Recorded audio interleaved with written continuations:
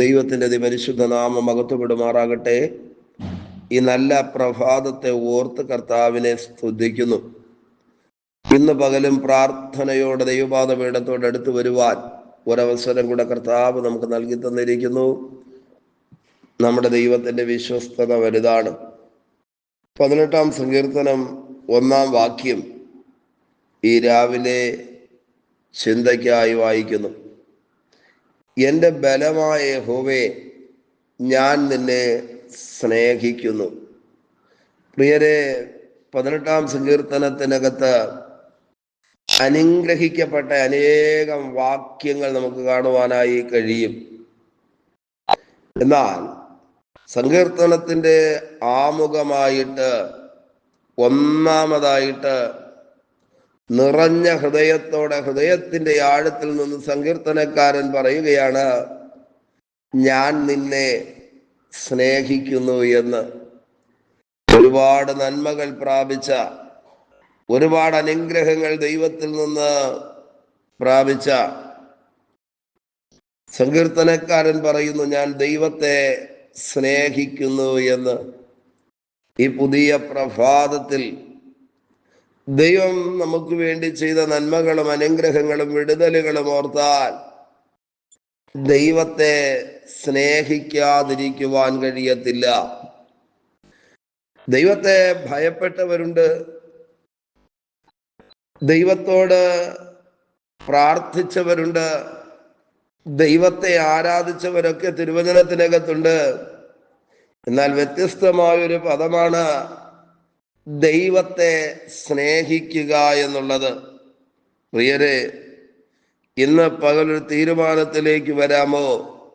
ശിഷ്ടയായുസ് ദൈവത്തെ സ്നേഹിക്കേണ്ടതിന്, ദൈവത്തെ ശരിക്കും സ്നേഹിക്കുവാൻ കഴിയണമെങ്കിൽ ദൈവത്തെ നിശ്ചയമായും നമ്മൾ അറിയണം, മനസ്സിലാക്കണമെന്നുള്ളതാണ്.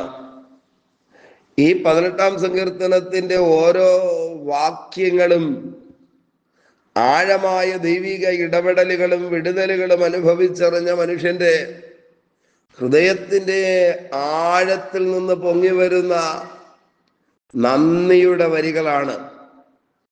അതുകൊണ്ടാണ് 1-ാം വാക്യത്തിനകത്ത് പറയുന്നത്, ഞാൻ അങ്ങയെ സ്നേഹിക്കുന്നു. ഇന്ന് രാവിലെ പ്രതികൂലങ്ങളും പ്രശ്നങ്ങളും ഭാരങ്ങളും ഒക്കെ ഉണ്ടെങ്കിലും അതിൻ്റെ നടുവിൽ ദൈവത്തെ സ്നേഹിക്കുവാൻ നമുക്ക് കഴിയട്ടെ.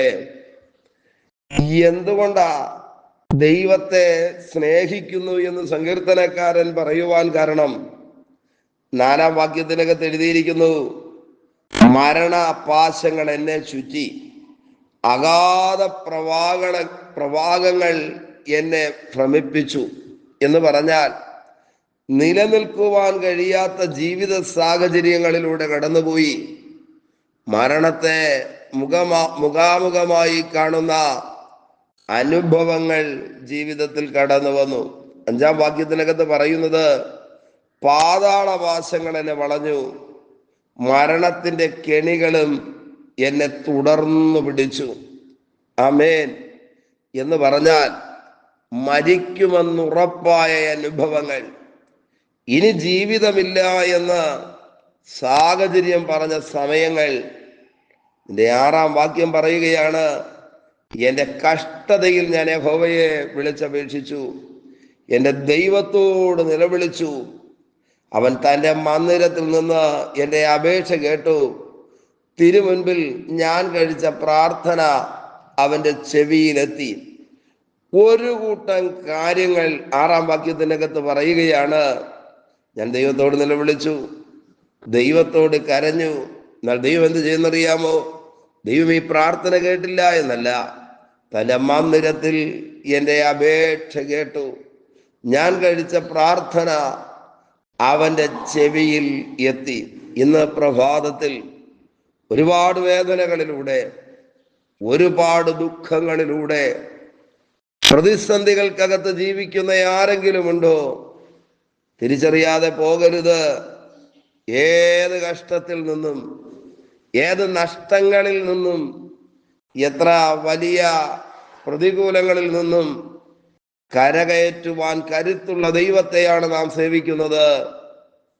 ഈ പ്രതിസന്ധികളൊക്കെ വിട്ടുമാറിയപ്പോൾ ദൈവത്തെക്കുറിച്ച് കൂടുതൽ അടുത്തറിയുവാൻ കഴിഞ്ഞ സങ്കീർത്തനക്കാരൻ പറയുന്നു, എൻ്റെ ബലമായ യഹോവേ, ഞാൻ നിന്നെ സ്നേഹിക്കുന്നു.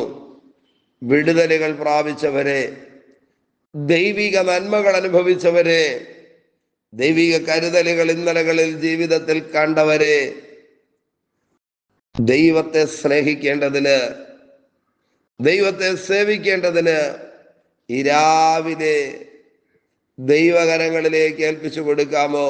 നിങ്ങൾക്കറിയാമോ, 16 തൊട്ടുള്ള വാക്യങ്ങൾക്കകത്ത് ആ പ്രതികൂലങ്ങളുടെ നടുവിൽ നിലവിളിച്ച ഭക്തന്റെ ജീവിതത്തിൽ സംഭവിച്ച വിടുതലുകളെ കുറിച്ചാണ് എഴുതിയിരിക്കുന്നത്. അവൻ ഉയരത്തിൽ നിന്ന് കൈനീട്ടി എന്നെ പിടിച്ചു, പെരുവെള്ളത്തിൽ നിന്ന് എന്നെ വലിച്ചെടുത്തു. മരണത്തിന്റെ വെള്ളം ജീവിതത്തിന് നേരെ അടിച്ചു കയറുന്ന അനുഭവമാണോ? രക്ഷിക്കുവാൻ ആരുമില്ലാതെ ഈ പ്രഭാതത്തിൽ വ്യാകുലപ്പെടുകയാണോ? 17-ാം വാക്യം പറയുന്നു, ബലമുള്ള ശത്രുവിന്റെ കയ്യിൽ നിന്നും, എന്നെ പകച്ചവരുടെ പക്കൽ നിന്നും അവൻ എന്നെ വിടുവിച്ചു. അവർ എന്നിലും ബലമേറിയവരായിരുന്നു. പ്രിയരെ, വലിയ പ്രതികൂലങ്ങളെയും വലിയ പ്രതിസന്ധികളെയും അഭിമുഖീകരിക്കുന്നവരുണ്ടെങ്കിൽ ഈ സങ്കീർത്തനം നമുക്കൊരു തണലായി വെളിപ്പെടട്ടെ. ആമേൻ. ആ വാക്യം പറയുന്നു, എൻ്റെ അനർത്ഥത്തിൽ അവർ എന്നെ ആക്രമിച്ചു, എന്നാൽ യഹോവ എനിക്ക് തുണയായിരുന്നു. ഈ രാവിലെ ആരെല്ലാം എതിരായാലും ഏതെല്ലാം പ്രതികൂലങ്ങൾ വന്നാലും അതിൻ്റെ നടുവിൽ തുണയായി വെളിപ്പെടുന്ന ദൈവത്തിൻ്റെ കരം. 19-ാം വാക്യം, അവൻ എന്നെ വിശാലതയിലേക്ക് കൊണ്ടുവന്നു, എന്നിൽ പ്രസാദിച്ചിരുന്നത് കൊണ്ട് എന്നെ വിടുവിച്ചു. ഈ ദിവസങ്ങളിൽ ഒരു വിശാലതയെ, ഒരു വിടുതലിനെ ദൈവം നമുക്ക് നൽകി തരട്ടെ. ഏതെങ്കിലും തരത്തിലുള്ള ദൈവിക വിടുതലുകൾ അനുഭവിച്ചിട്ടുണ്ടെങ്കിൽ ഹൃദയത്തിന്റെ ആഴത്തിൽ നിന്ന് രാവിലെ ഒരു തീരുമാനമെടുക്കാമോ? എൻ്റെ ബലമായ യഹോവേ, ഞാൻ നിന്നെ സ്നേഹിക്കുന്നു. പാടിയവരും ആരാധിച്ചവരും പ്രസംഗിച്ചവരും പറഞ്ഞവരും ഒക്കെയുണ്ട്. എന്നാൽ അതിനേക്കാളും വിലയേറിയ ആത്മിക അനുഭവമാണ് ദൈവത്തെ ഞാൻ സ്നേഹിക്കുന്നു എന്ന് പറയുവാൻ കഴിയുന്നത്. പറയുക മാത്രമല്ല, അങ്ങനെ ജീവിക്കുവാൻ കഴിയുന്ന ആത്മിക അനുഭവത്തിലേക്ക് കടക്കുവാൻ പരിശുദ്ധാത്മാവ് നമ്മെ സഹായിക്കട്ടെ. ഇന്നിൻ്റെ അനുഗ്രഹത്തിന് വേണ്ടി പ്രാർത്ഥിക്കാമോ? ദൈവത്തോട് ഒരുമിച്ച് പ്രാർത്ഥിക്കാം. പരിശുദ്ധ ദൈവമേ, സ്വർഗസ്വപിതാവേ, ഈ സന്ദേശം കേട്ടുകൊണ്ട് പ്രാർത്ഥിക്കുന്ന മുഴുവൻ പേരെയും ദൈവകരങ്ങളിലേക്ക് ഏൽപ്പിക്കുന്നു. എല്ലാവരെയും കർത്താവ് അനുഗ്രഹിക്കണമേ. വലിയ കാര്യങ്ങളെ ജീവിതത്തിൽ ചെയ്യണമേ. ഇത് നന്മ നിറഞ്ഞൊരു പ്രഭാതമായി തീരട്ടെ. സ്വർഗം അത് ചെയ്യുന്നത് കൊണ്ട് നന്ദി.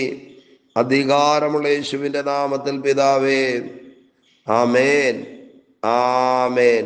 Okay, God bless you. ദൈവമായ കർത്താവ് എല്ലാവരെയും ധാരാളമായി അനുഗ്രഹിക്കട്ടെ. ആമേൻ, ആമേൻ.